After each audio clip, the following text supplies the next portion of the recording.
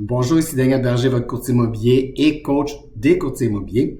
Aujourd'hui, je vous parle de la facturation en ligne pour la taxe scolaire de Montréal. Ce qui veut dire que dorénavant, on peut s'inscrire pour recevoir un courriel comme quoi le compte de taxe il est disponible pour aller le chercher en ligne au lieu de le recevoir par la poste. Moi qui ai un côté écologique et végétarien, ça me convient très bien.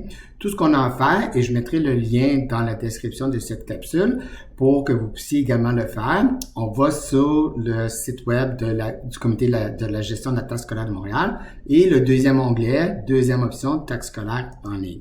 Dans un premier temps, il faut s'inscrire sur ce magnifique site qui date de 1942. On dirait que c'est moi-même qui le fais, c'est tellement que c'est affreux. Et inscription, vous cliquez ici. Et là, vous devez donner l'identification. L'identification, ça correspond sur votre compte de taxe que vous avez reçu papier. C'est marqué ici, identification, site web. Il y a un numéro en dessous. Vous rentrez ce numéro dans la section ici. Vos informations, les informations de la propriété pour laquelle vous voulez inscrire pour recevoir en ligne. Et par la suite, vous allez pouvoir vous connecter à chaque fois. Quand vous revenez un coup inscrit, vous cliquez sur l'option membre au lieu d'inscription. Et avec votre code d'accès, vous allez créer votre mot de passe. Vous allez avoir accès directement à votre compte de taxe au lieu de passer par tout le processus pour aller chercher l'information, ce qui est assez pratique. Puis comme je disais, on reçoit un courriel de rappel pour aller le chercher.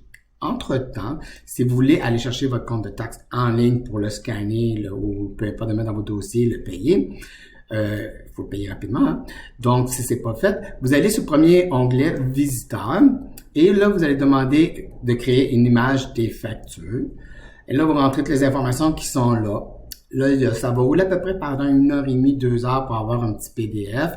S'il y a plusieurs options, vous cliquez sur dernier en haut. Là, c'est pas évident. Là, vous allez voir, là, on va cliquer dessus. Puis là, le PDF va finalement s'ouvrir. Il faut être vigilant parce que ça aussi, c'est pas évident. Et là, par la suite, vous pouvez le downloader sur votre dans le cloud, sur laptop ou quoi que ce soit pour le garder dans vos archives. Un coup, tout ça est complété. Comme je vous dis, là, c'est super facile parce qu'on reçoit l'information directement en ligne par courriel. Si vous avez des questions ou si vous avez besoin de plus de détails là-dessus, n'hésitez pas à communiquer avec moi. Sur ça, je vous souhaite une excellente journée. À bientôt.